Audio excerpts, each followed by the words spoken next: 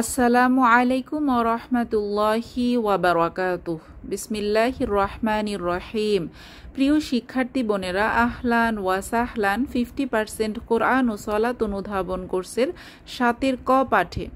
আজকের পাঠে আমরা রুকুর তাসবিহ, সিজদার তাসবিহ এবং রুকুর পরবর্তী দোয়াগুলো শিখব ইনশাআল্লাহ। তাহলে চলুন শুরু করা যাক। রুকুতে পড়ার তাসবিহ সুবহানা রাব্বিয়াল আযীম।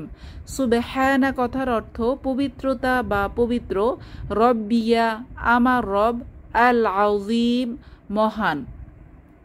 তাহলে সুবহানা রাব্বিয়াল আযীম কথার অর্থ আমার মহান রবের বা মহান প্রতিপালকের পবিত্রতা বর্ণনা করছি।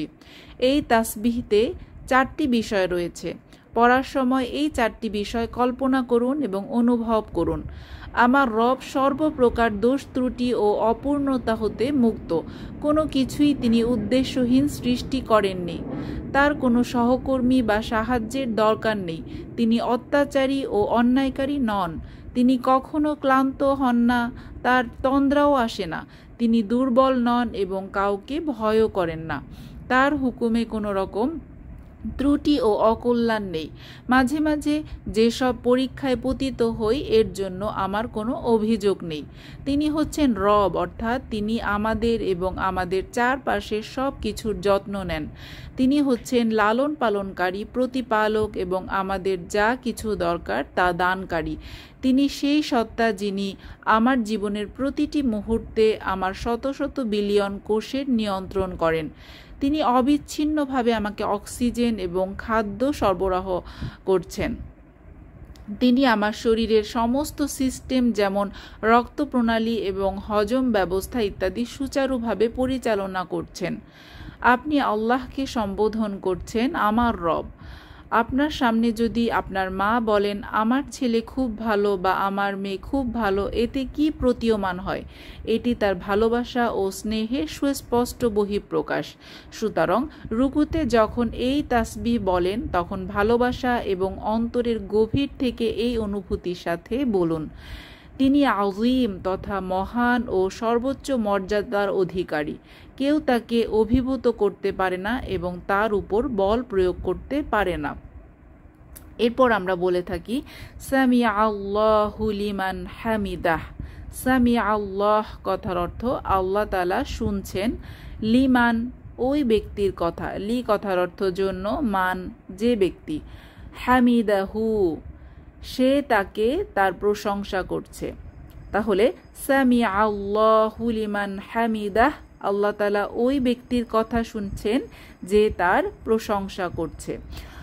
আল্লাহ প্রত্যেকের কথা শুনেন। এখানে এর অর্থ হলো যে আল্লাহ তাআলার প্রশংসা করে, আল্লাহ তাআলা তার ডাকে সাড়া দেন এবং তার জন্য দোয়া করেন। আল্লাহ তাআলার কারো প্রশংসার প্রয়োজন নেই, এর দ্বারা তার কোনো লাভ হয় না। আমরা প্রশংসা না করলেও তার কোনো ক্ষতি হয় না। তার প্রশংসা করে কেবল আমরাই উপকৃত হই।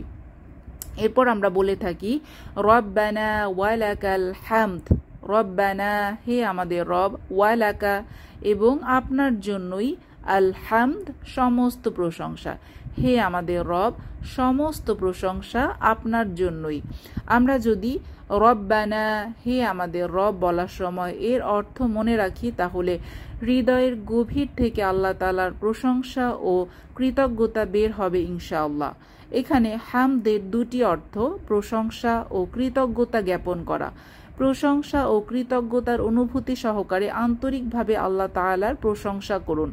উক্ত 3টি অনুভূতি নিয়ে বলুন, আপনি প্রতিপালক, আমাদের রব এবং সমস্ত প্রশংসা কেবল আপনারই। তার উত্তম গুণাবলী পরিকল্পনা করুন এবং হৃদয়ের গভীর থেকে বলুন, হে আল্লাহ, আপনি পরম করুণাময়, সর্বশক্তিমান, সর্বশ্রেষ্ঠ স্রষ্টা এবং সর্বোত্তম পরিকল্পনাকারী। রুকুর আরেকটি দোয়া, রাসূলুল্লাহ সাল্লাল্লাহু আলাইহি ওয়াসাল্লাম যখন রুকু থেকে মাথা উঠাতেন তখন এই দোয়াটি পড়তেন, মিল আস-সামাওয়াতি ওয়া মিল আল আরদি ওয়া মিল মা বাইনাহুমা ওয়া মিল মা শি'তা মিন শাইইন বা'দ। এটার আমরা শব্দে শব্দে অর্থ শিখব। মিল আস-সামাওয়াতি আকাশের পূর্ণতা পরিমাণ, ওয়া মিল আল আরদি জমিনের পূর্ণতা পরিমাণ, ওয়া মিল আমা এবং ওই জিনিসের পূর্ণতা পরিমাণ যা বাইনাহুমা এই দুয়ের মাঝে আছে, ওয়া মিল আ এবং পূর্ণতা পরিমাণ মা ওই জিনিসের, শিতা যা আপনি চান, মিন শাইইন কোন জিনিস হতে, বাদু এর পরে। তাহলে এই দোয়াটির অর্থ হলো, হে আল্লাহ, আপনার জন্যই সর্বাধিক উত্তম ও বরকতময় প্রশংসা, যা আকাশসমূহ পৃথিবী ও উভয়ের মধ্যে যত কিছু রয়েছে সব কিছু পরিপূর্ণ। এগুলো ছাড়াও আপনি যত চান সমস্ত পরিপূর্ণ প্রশংসা। এই দোয়াটির শব্দগুলো অত্যন্ত বিস্ময়কর। রাসূলুল্লাহ সাল্লাল্লাহু আলাইহি ওয়াসাল্লামের জীবনী দেখুন। তিনি পরিপূর্ণ জীবনে ক্রমাগত পরীক্ষা ও কষ্ট সহ্য করেছেন। টানা দুবেলা খাবার ছিল, এরকম কখনো হয়নি। মক্কায় থাকাকালীন 13 বছর চরম নির্যাতন সহ্য করেছেন এবং মদিনাতেও বেশ কয়েক বছর কাফির বাহিনী দ্বারা আক্রমণের শিকার হয়েছেন। এসব বিষয় মাথায় রাখুন এবং আল্লাহর প্রশংসা এবং তার প্রতি কৃতজ্ঞতা প্রকাশের জন্য এই দোয়ার শব্দগুলোর দিকে লক্ষ্য করুন। যে নবী সাল্লাল্লাহু আলাইহি ওয়াসাল্লাম এমন এমন শব্দ চয়ন করেছেন যার ধারে কাছেও কোনোদিন কোনো মানুষ যেতে পারবে না। নিঃসন্দেহে তার আমল তার শব্দের চেয়ে কয়েক গুণ বেশি উৎকৃষ্ট ছিল। আধুনিক গবেষণা মোতাবেক কেউ যদি সুন্দর ও স্বাচ্ছন্দ্যময় জীবনযাপন করতে চায়, তার জন্য উচিত হলো সব সময় কৃতজ্ঞতার মনোভাব রাখা। আধুনিক সাফল্যের এক বিশেষজ্ঞ পরামর্শ দিয়েছেন, প্রতিদিন ঘুমানোর সময় সকল জিনিসের কৃতজ্ঞতা আদায় করত আপনার শরীরকে অবগাহন করার পরিকল্পনা করুন, যেন আপনার শরীর কৃতজ্ঞতার সমুদ্রে সাঁতার কাটছে। এখানে রাসূল সাল্লাল্লাহু আলাইহি ওয়াসাল্লামের নির্বাচিত শব্দগুলো দেখুন। তিনি আসমান, জমিন এবং এই দুয়ের মধ্যবর্তী যা কিছু আছে সব আল্লাহ তাআলার প্রশংসা ও কৃতজ্ঞতায় ভরে দিতে যাচ্ছেন। দোয়ার শেষ অংশটি আরও চমৎকার। তিনি বলছেন, হে আল্লাহ, আসমান জমিনের পর আপনার যা পছন্দ তার পূর্ণতা পরিমাণ আপনার প্রশংসা ও কৃতজ্ঞতা জানাচ্ছি। বলার ভাবটা অনেকটা এরকম যে, হে আল্লাহ, আমি তো শুধু আসমান, জমিন এবং এর মাঝে বিষয়গুলো জানি। এর বাইরে যদি এমন কিছু থেকে থাকে যা আপনাকে সন্তুষ্ট করবে, তাহলে আমি আপনার প্রশংসা ও কৃতজ্ঞতা দিয়ে সেটুকুও পূর্ণ করতে চাই। কেবলমাত্র আপনিই সর্বজ্ঞ। রাসূলুল্লাহ সাল্লাল্লাহু আলাইহি ওয়াসাল্লাম কৃতজ্ঞতা আদায়ের যে আবেগ ও অনুভূতি শিক্ষা দিয়েছেন, আধুনিক বিজ্ঞানী ও গবেষকগণও এর ধারে কাছে পৌঁছাতে পারবে না। এবার আমরা সিজদার তাসবিতে যাই। সিজদাতে আমরা সুবহানা রাব্বিয়াল আ'লা পড়ে থাকি। সুবহানা কথার অর্থ পবিত্রতা, রব্বিয়া আমার রব, আল আ'লা সর্বোচ্চ বা মহিমান্বিত। আমি আমার মহিমান্বিত বা সর্বোচ্চ রবের পবিত্রতা বর্ণনা করছি। সিজদা হলো আল্লাহ তাআলার নিকট সম্পূর্ণরূপে আনুগত্য ও আত্মসমর্পণের বহিঃপ্রকাশ। সিজদা অবস্থায় বান্দা আল্লাহ তাআলার সবচেয়ে নিকটে থাকে। তাই সিজদার তাসবিহ পড়ার সময় 4টি বিষয় কল্পনা ও অনুভব করার চেষ্টা করুন। 1. আল্লাহ সব ধরনের ত্রুটি থেকে মুক্ত। 2. তিনি প্রতিপালক। 3. আমার রব। 4. তিনি আল আ'লা অর্থাৎ সর্বোচ্চ, উন্নত, শীর্ষতম। আমি পৃথিবীর সর্বনিম্ন স্থানে আছি আর আমার রব আল্লাহ তাআলার আরশ তথা সর্বোচ্চ স্থানে তিনি আছেন। সিজদার তাসবিহ থেকে প্রাপ্ত বার্তা। সর্বশেষ গবেষণায় দেখা গেল একজন মানুষের সুখী ও স্বাচ্ছন্দ্যময় জীবনযাপনের জন্য গুরুত্বপূর্ণ 2টি জিনিসের প্রয়োজন। 1. ইতিবাচক মনোভাব। 2. শুকর বা কৃতজ্ঞতা আদায়ের মানসিকতা। কৃতজ্ঞতা সম্পর্কে আমরা ইতিপূর্বে জেনেছি। আমাদের সলাত শুরু হয় আলহামদুলিল্লাহ দ্বারা এবং শেষ হয় ওয়ালাকাল হামদ বলে। সামনে আমরা সিজদার তাসবিহ সম্পর্কে আরও জানব। আমরা প্রতি রাকাতে কমপক্ষে 9 বার তাসবিহ পাঠ করি, অর্থাৎ প্রতিদিন 200 বারের চেয়েও বেশি বার তাসবিহ পড়ে থাকি। সলাতে সর্বাধিক পঠিত জিকির হলো সুবহানা রব্বি।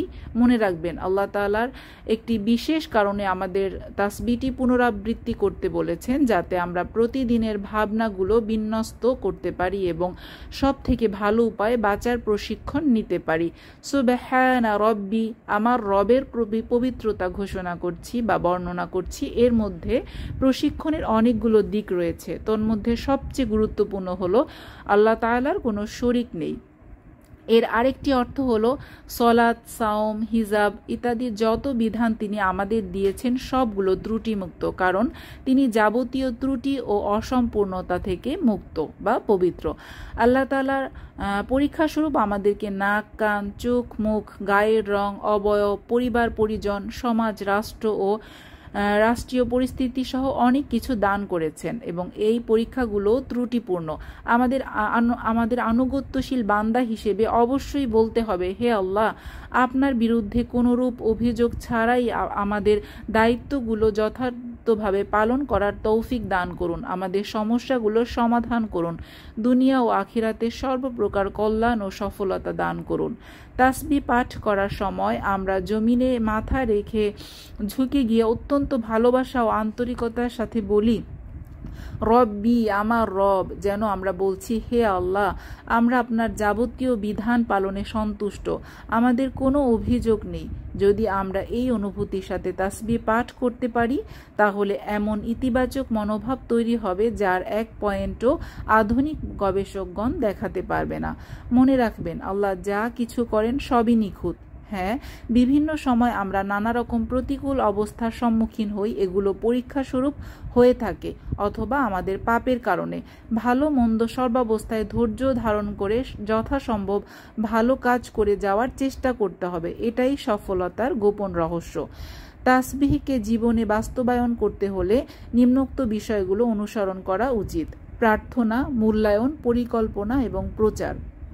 প্রার্থনা: হে আল্লাহ, আমার জীবনের সকল পরীক্ষা যেন কোনো অভিযোগ ছাড়াই সানন্দে মেনে নিতে পারি এবং আপনার বিরুদ্ধে কোনো অভিযোগ যেন না করি, সেজন্য আমাকে সহায়তা করুন এবং কখনো যেন আমি না বলি যে আমার সাথে কেন এমন হলো। মূল্যায়ন: আমার গায়ের রং, নাক, মুখমণ্ডল, চেহারা, পরিবার, আবহাওয়া, দেশ ইত্যাদি সম্বন্ধে আমি কতবার অভিযোগ করি। পরিকল্পনা: আমার জীবনের পরীক্ষাগুলোর ব্যাপারে মনে এবং কখনো নেতিবাচক অনুভূতি আনবো না, কখনো কোনো অভিযোগ করব না। প্রচার: এই বার্তাগুলো ইনশাআল্লাহ আমি অন্যদের নিকট প্রচার করব। এই ছিল আজকের ক্লাস। আমাদের ক্লাসটি আমরা এখানেই শেষ করব। সুবহানাকাল্লাহুম্মা ওয়া বিহামদিক, নাশহাদু আল্লা ইলাহা ইল্লা আনতা, আস্তাগফিরুকা ওয়া আতুবু ইলাইক। আসসালামু আলাইকুম ওয়া রাহমাতুল্লাহি ওয়া বারাকাতুহু।